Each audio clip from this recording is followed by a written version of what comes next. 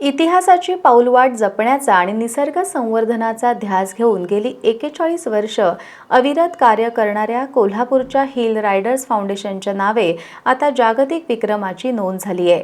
पन्हाळा ते पावनखिंड या ऐतिहासिक मार्गावर सलग 75 मोहिमा यशस्वी केल्याबद्दल फाउंडेशनची नोंद एशियन पॅसिफिक वर्ल्ड रेकॉर्ड आणि ग्लोबल वर्ल्ड रेकॉर्डमध्ये झाली आहे। फाउंडेशनच्या वतीनं 76वी मोहीम पूर्ण होताच पावनखिंडीच्या पावनभूमीवर या जागतिक विक्रमाची घोषणा झाली आहे।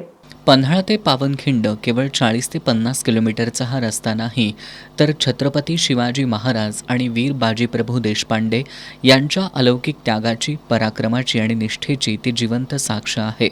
याच पवित्र ऐतिहासिक वाटेवर गेली 41 वर्ष अविरतपणे आणि सातत्यानं पावलं रोवत 75 मोहिमा यशस्वी करणाऱ्या हिल रायडर्स फाउंडेशननं शिरपेचात आता मानाचा सुवर्णतुरा रोवलाय।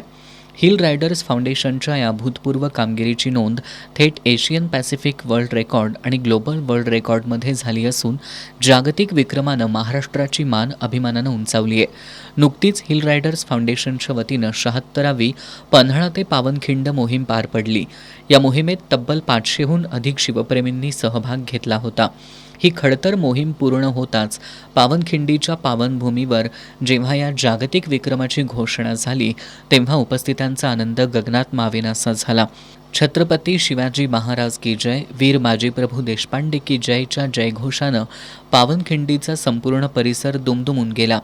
या मोहिमेत महाराष्ट्र प्रदूषण नियंत्रण मंडळाचे प्रमोद माने, प्रमोद पाटील, आपत्ती व्यवस्थापनाचे प्रसाद संगपाळ, विजय खाडे, उदय गायकवाड, मेहबूब मुजावर, सतीश कुलकर्णी, अमोल कुरणे, विनोद कांबोज, ऋषी केसकर, चंदन मिरजकर, सागर बगाडे, राजेंद्र बनसोडे, करण मिरजकर, संदीप ढमढेरे, राणोजी पाटील, अक्षय कांबळे यांच्यासह प्रशासकीय अधिकारी, खेळाडू आणि युवक युवतींनी सहभाग घेतला होता।